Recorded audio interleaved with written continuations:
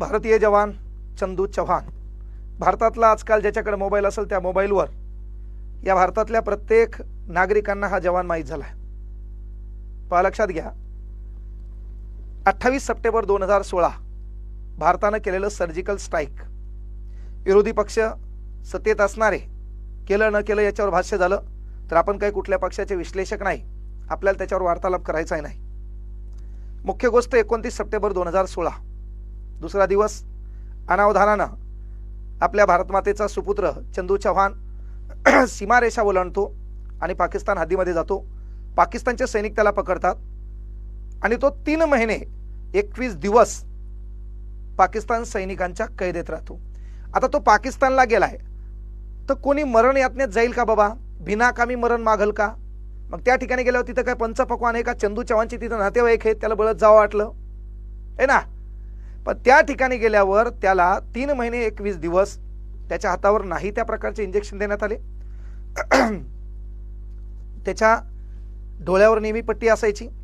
त्याला जो तो यायचा तो सैनिक तिकडला शिवीगाळ करायचा, ज्या शिवा आपण ऐकल्या नाही त्या त्याला ऐकावं लागत होत्या. जो तो येऊन मारहाण करायचा. आणि मारहाण का करायचा? कारण तो भारतीय सैनिक या नात्याने सुटल्यावर आपण पाहिलं असेल त्याच्या पूर्ण चेहऱ्यावर काळे वर्ण होते. एवढे मारहाण त्यानं सहन केली. आणि एक दिवस आला 21 जानेवारी 2017. 21 जानेवारी 2017 भारताच्या सीमेवर त्यानं पहिल्यांदा सूर्य पाहिला. 3 महिने 21 दिवस तो एका कोठडीमध्ये डांबून टाकण्यात आला होता. वेगवेगळ्या प्रकारचे त्याला त्रास सहन करावे लागले आणि त्यातून तो भारतात आला. भारतात आल्याच्या नंतर लष्कर ॲक्ट 1950 याच्यामध्ये ठरलेलं आहे की बाबा जे शत्रू राष्ट्र असतात त्याच्यामध्ये असा प्रवेश करता येत नाही. पण नजर चुकीने ही गोष्ट घडली असेल तर देशामध्ये नेते गलत्या करायलेत, देशामधले मोठमोठ्या हुद्द्यावर असणारे लोक गलत्या करायलेत. त्या प्रत्येक गलत्या जर तुम्ही पोटात घेत असाल तर भारत मातेचा एक गोरगरीब सुपुत्र आहे, आई वडील लहानपणी वारलेले आहेत, एक लहानसं लेकरू आहे, पत्नी आहे आणि पोट भरण्यासाठी पैसा नाही म्हणून तो 2 वर्षापासून कंटिन्यू आंदोलन करतोय. काय व्यवस्था आहे रे या देशामध्ये? या देशात जय जवान जय किसान हा नारा तुम्ही देता आणि तो जर जवान पोटासाठी रडत असेल तर यार तुमचे दिवस भरलेत. याला न्याय कोण देणार? खरंच ईश्वर परमात्मा काही असेल तर काहीतरी यार वारं फिरलंय. याला न्याय कोण द्यावा हा प्रश्न तुमच्याकडे आहे. मान्य आहे तुमचा लष्कर ॲक्ट 1950 आहे, पण कायद्यात थोडेफार सुधारणा करावं लागेल, त्याचंही मत ऐकावं लागेल, त्याच्याही मताचा विचार करावा लागेल. आणि तो तुम्ही सैन्य दलात घेतला, वारंवार त्याला टॉर्चर करण्यात आलं, वरिष्ठ अधिकारी नाही तो प्रकारचा छेड करू लागला. आणि एक दिवस आला 6 ऑक्टोबर 2021 भाऊनं व्हिडिओ व्हायरल केला आणि मी राजीनामा देत आहे असं सांगितलं. वारंवार त्याचा छळ चालूच होता. आणि हा छळ चालू असताना जो दिवस आला तो दिवस म्हणजे 25 जुलै 2024ला कायमस्वरूपी लष्करातून चंदू चव्हाणला बडतर्फ करण्यात आलं, चंदू चव्हाणला काढून टाकण्यात आलं. मग त्या ठिकाणचे जे अधिकारी होते त्या अधिकाऱ्यांनी याच्यावर 5 प्रकारचे गुन्हे नोंदित केले की बाबा हा सांगितलं त्याने की बाबा 3 ऑक्टोबर 2019ला हा सुट्टी न घेता बाहेर पडला होता, हा एकदा नशेत सापडला. त्यानंतर यानं जळगाव धुळेमध्ये लोकसभेच्या प्रचारात हा दिसून आला होता. त्यानंतर ह्या वारंवार शिस्तीचं उल्लंघन करायचा आणि हा संधी देऊन देखील सुधारणा यानं केली नाही. याला आम्ही समुपदेशांसाठी पाठवलं होतं.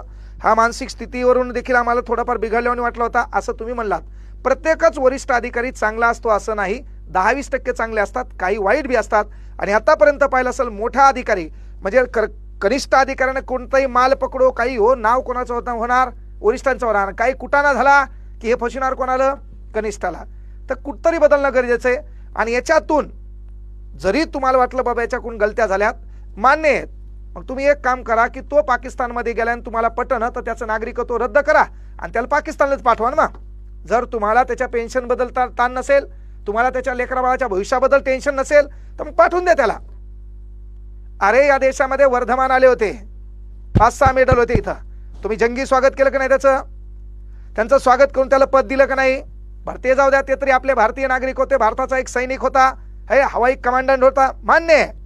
पण आपल्या इथं पाकिस्तानमधून आहे ना त्या कोणता गेम आहे ते पबजीवर लव होते एकाला, त्याचं नाव आहे सचिन, बंबाड गालं बसलेले आदलीवर गहू बसतात त्याच्या गालात आणि त्याला लव होतंय सीमा हैदर, डडांग टटांग 5-6 लेकरं तिला, तिच्यासोबत याला लव होतंय आणि ती भारतात येते. भारतात आल्यावर तुम्ही तिला नागरिकत्व देता, ती या ठिकाणाहून रील काढते, या ठिकाणी तिचं युट्यूब चॅनल आहे, तिचे लाखो करोडो फॉलोअर आहेत, तिला इथं पैसा भेटतो, तिचा नंगाना चालू आहे, डड्डांग टट्टांग मोकार ती नाचायली, तिला पाहणारा आपला भारतीय, तिला चांगला कमेंट करायला, भाभी म्हणायलाय, मग ते तुम्हाला चालतंय.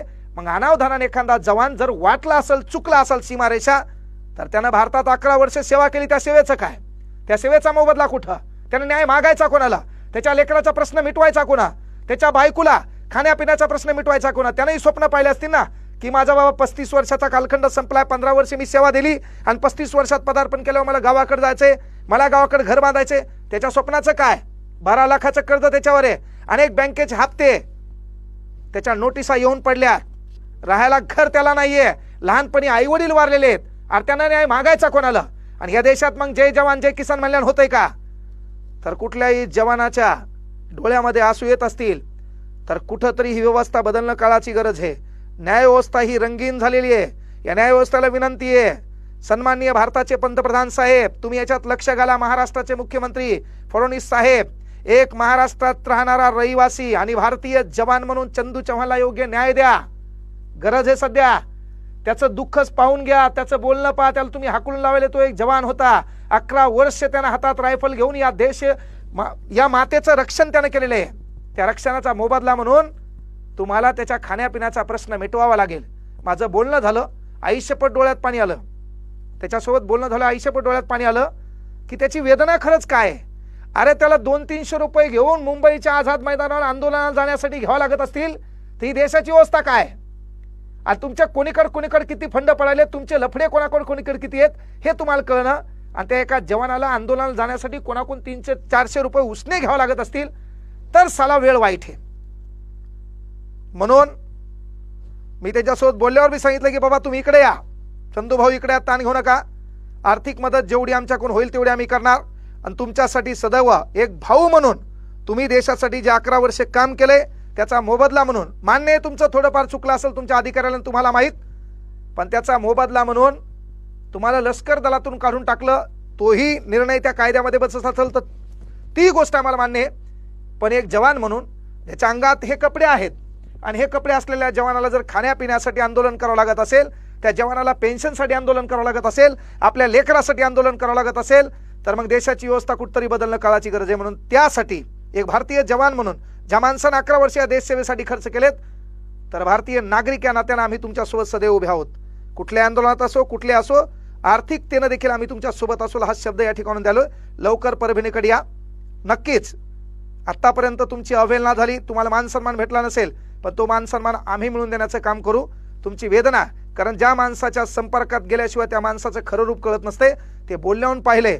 कारण एक जवान ज्याच्या हातात अरे बंदूक आहे, पुढच्याच्या हातात बंदूक आहे, तो निधड्या छातीनं समोर जाताना जर त्याला प्राणाची आहुती देताना तो विचार करत नसेल, तर तो आज फक्त मला योग्य न्याय मिळावा, मला सैन्य दलात दाखल करावं, नसेल तर माझ्या लेकरांचा प्रश्न मिटावा, पण मला सैन्य दलातून काढून टाकले. यामुळे जी वाईट वागणूक किंवा लोकांच्या दृष्टीत जो वाईट परिणाम झालाय, त्याच्याबद्दल बघण्याचा दृष्टिकोन जो बदललाय, तो बदलू नाही म्हणून तो न्याय मागालाय. भारत सरकारला, सन्माननीय मंत्री महोदयांना विनंती आहे की त्याला योग्य तो न्याय मिळावा आणि भारतीय जवानांचा सन्मान या देशात व्हावा, एवढीच तुमच्याकडून अपेक्षा करतो. चंदूभाऊ सदैव तुमच्या सोबत असेल, हा शब्द इथून द्यालो. जय हिंद, जय महाराष्ट्र.